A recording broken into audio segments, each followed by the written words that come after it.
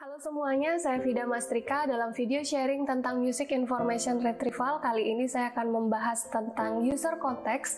User context adalah salah satu bagian yang bisa membangun persepsi kita tentang musik atau musical perception. Bagian-bagian lainnya yang bisa membangun musical perception adalah ini yang saya cantumkan di sini. Ketiga bagian lainnya sudah saya jelaskan di video saya sebelumnya. Link dari videonya sudah ada di description box di bawah ya. Kali ini saya akan hanya menjelaskan tentang user context, yaitu konteks atau keadaan sekitar dari user. Ayo kita langsung ke materi.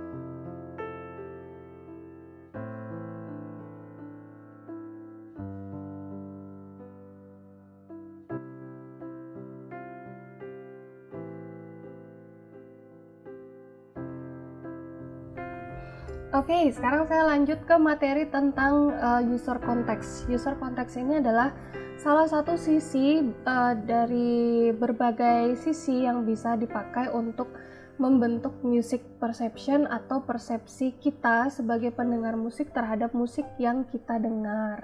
Dalam video sebelumnya saya sudah membahas tentang music content, music context, dan juga user properties. Dalam video kali ini saya akan hanya membahas tentang user context saja. User context ini termasuk mood yang dirasakan oleh user ya, aktivitas yang dilakukan oleh user, social konteksnya atau keadaan sosialnya, dan spatio-temporal konteks. Nah, beberapa akan saya jelaskan dalam video ini. Dari mana bisa kita dapatkan data-data user context tersebut? Kita bisa menggunakan beberapa sensor yang ada di personal device seperti smartphone kita, atau kita bisa memberikan atau memakai beberapa sensor-sensor lainnya di tubuh kita ya untuk mendapatkan konteks dari keadaan kita. Ya, user context ini adalah secara singkat adalah situasi pendengar saat ini, apa yang terjadi di sekitar kita, termasuk lokasi. Nah, ini bisa dideteksi oleh sensor. Waktu ada juga di smartphone kita. Aktivitas ini bisa dengan sensor yang sudah ada di smartphone kita, atau juga sensor-sensor lain yang ditambah pada tubuh kita. Dan atau mood. Mood ini bisa dideteksi juga dengan sensor, tetapi sensornya itu berupa alat EEG ya. Dan dari alat EEG ini ada yang bisa langsung memberikan keluaran mood, ada juga yang sinyal dari EEG ini harus dianalisis dulu untuk bisa mengetahui mood kita apa. Alat EEG atau elektroencephalogram ini seperti headset itu ditaruh di kepala kita untuk mengetahui gelombang otak kita saat ini. Tuh. Dan data-data ini sebagian besar itu bisa didapat dengan menggunakan sensor-sensor. Oke, sekarang musical emotion atau mood. Nah, yang mana yang disebut dengan mood pada user context ya, mood pada user context. Oke, nomor 1, nomor 2, atau nomor 3. Pada user context, mood itu adalah yang nomor 3. Emosi yang dirasakan oleh pendengar saat mendengarkan musik. Oke, dalam beberapa penelitian ada juga beberapa peneliti yang meneliti tentang mood dari musik, tetapi menggunakan konten features dari musik tersebut. Jadi menggunakan sinyal audio dari musik tersebut untuk mengekstrak mood dari musik tersebut apa. Nah, mood tersebut itu lebih berkaitan ke musiknya dan bukan lebih berkaitan ke pendengarnya. Nah, dalam video ini saya membahas tentang user context. Nah, user context dan ada mood. Mood tersebut adalah emosi yang dirasakan oleh pendengar saat mendengarkan musik ya, bukan emosi yang dirasakan komposer dan bukan emosi yang ingin disampaikan oleh performer atau penyanyinya saat membawakan musiknya. Nah, emosi manusia ini dibagi menjadi beberapa model. Kita bisa mengkategorikannya secara umum menjadi 2. Yang pertama ada categorical model, yang kedua ada dimensional model. Kategorikan model ini berarti ada satu kategori sampai beberapa kategori. Kalau dimensional ini ada seperti ininya ya, ada sumbunya, ada sumbu X dan Y. Sumbu X dan Y ini terdiri dari arousal untuk sumbu Y dan pleasantness atau valence dari di sumbu X-nya. Kalau kategorikal nggak pakai sumbu ya, langsung aja 1, 2, 3, 4, 5, 6. Dalam beberapa penelitian itu ada banyak ya jenis-jenis mood yang dipakai. Mood yang mana yang biasanya sering dipakai, nah itu kembali lagi ke penelitinya. Ada beberapa peneliti yang menyatakan bahwa ada 6 emosi pokok yang bisa dirasakan oleh manusia, misalnya sadness, anger, surprise, fear, disgust, dan happiness. Tapi ada juga yang bilang hanya 4 ya. Jadi di categorical model ini ada yang membilang ada yang menyatakan ada 6 emosi dasar dan universal, dan batas-batasnya yang jelas kita bisa tahu seperti itu. Contohnya adalah ini. Ada juga yang hanya 4, yaitu senang, sedih, cemas, dan bersemangat gitu ya. Jadi ada 4 seperti itu, ada yang 6 seperti ini, tapi semuanya bisa digunakan asalkan dengan acuan paper yang jelas ya. Categorical model ada yang sederhana seperti yang tadi 6. Nah, ada yang lebih complicated ya, ada yang lebih kompleks lagi, yaitu Hefner's categorical model. Ada nomor 1 sampai nomor 8 di sini dengan list yang berbeda di setiap nomornya. Yang satu kelompok ini menyatakan bahwa emosi tersebut ada di dalam satu jenis yang mirip gitu ya, seperti itu.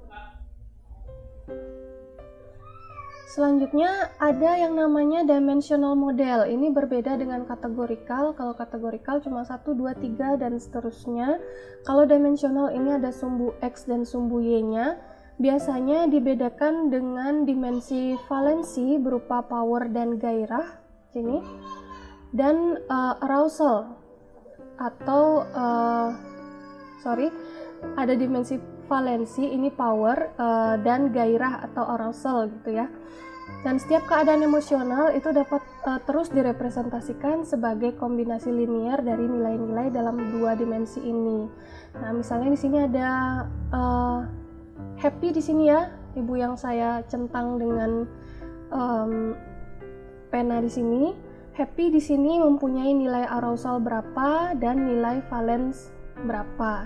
Jadi ini termasuk ke high arousal dan high valence ya. Nah, kita lihat di sini ada set di sini ya. Ada set yang saya beri tanda dengan lingkaran. Ini nilainya adalah low valence dan low arousal. Nah, seperti itu caranya membaca dimensional modelnya. Nanti ada angka-angka yang diberikan dari kedua dimensi ini, arousalnya berapa, valence-nya berapa, seperti itu.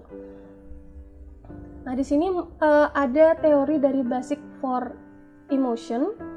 Nah, yang saya tadi sebutkan juga ada dibagi menjadi 4, yaitu angry, happy, sad, dan relax. Kalau happy itu adalah high valence dan high arousal. Dia di sini ya, di sini tinggi nilainya, di sini juga tinggi nilainya. Relax itu adalah high valence tapi arousalnya low, jadi gairahnya low gitu ya. Kita dalam kondisi happy tapi kita nggak mau jingkrak-jingkrak gitu ya, jadi itu lebih ke relax. Setelah itu ada angry. Angry itu low valence, high arousal, valence-nya low, arousalnya high, berarti sekitar di sini. Angry itu lebih tidak ada kebahagiaan dan kita sangat bersemangat gitu ya, maksudnya seperti meledak-ledak. Nah, itu termasuk di angry. Sad yang terakhir valence-nya low, tapi arousal-nya juga low. Tidak seperti angry. Sad ini lebih ke kita tidak ingin melakukan apa-apa. Kalau angry mungkin kita ingin berantem. Kalau sad kita tidak mau berantem, kita mau diam aja. Jadi itu arousal-nya low, tapi kita dalam keadaan yang tidak bahagia. Nah, seperti itu. Ada dimensional model yang berbeda juga, tetapi masih memakai sumbu yang sama. Jadi arousal dan valence ini ada high dan low. Valence-nya dilambangkan dengan positif dan negatif. Ada beberapa emosi yang dicatat di sini, ada aroused, ada distress, excited, pleased, dan yang lainnya. Penelitiannya contohnya adalah Music for My Mood, Music Recommendation System based on Context Reasoning. Bagian user properties dan user context dalam bagaimana cara kita memandang musik itu lebih banyak dipakai pada aplikasi Music Recommendation System. Karena itu lebih ke pribadi usernya masing-masing, dan rekomendasi itu pasti berbeda antara satu orang dengan orang yang lainnya. Di dalam penelitian ini membuat sebuah sistem rekomendasi musik untuk mood tertentu, ya. Setelah itu ada penelitian lainnya juga, Context Aware Mobile Music Recommendation for Daily Activities. Nah, ini ada konteksnya juga. Konteks yang dimaksud adalah konteks dari usernya. Setelah itu ada mobile music recommendation, berarti aplikasinya dibuat dalam bentuk mobile application. Dan ini ada daily activitiesnya juga, berarti ada beberapa aktivitas yang bisa kita pilih. Dan tiap aktivitas pasti akan merekomendasikan musik yang berbeda. Kenapa harus berbeda? Kalian mungkin bisa rasakan sendiri kalau misalnya sedang berolahraga, musik yang cocok itu yang seperti apa. Kalau sedang beristirahat atau bekerja, musik yang cocok itu seperti apa. Nah, mungkin itu ada perbedaan di dalam cara kita memilih musik, dan sistem ini mengetahui mana yang kita suka untuk kegiatan tertentu. Selanjutnya ini adalah location aware music recommendation. Berarti di sini merekomendasikan musik berdasarkan lokasi, ya. Lokasi itu juga termasuk user context, karena user yang berada di lokasi satu itu pasti mendapatkan rekomendasi yang berbeda atau yang lain dibandingkan dengan user dari tempat atau lokasi yang berbeda. Terima kasih untuk kalian yang sudah menonton video ini sampai terakhir. Semoga materi saya semuanya tentang music features bisa menambah wawasan kalian. Jadi kalian sudah mempelajari banyak tentang music features ya. Ada yang dari bagian musiknya dan ada yang juga dari bagian user atau pendengarnya. Oke, sampai ketemu di video saya yang selanjutnya.